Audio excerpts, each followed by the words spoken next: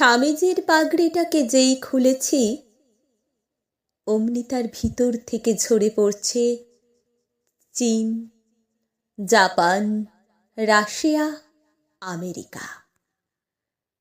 আমি ভারতবর্ষ খুঁজছিলাম।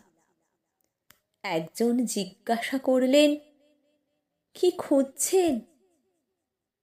বললাম, ভারতবর্ষ। উনি হাসলেন।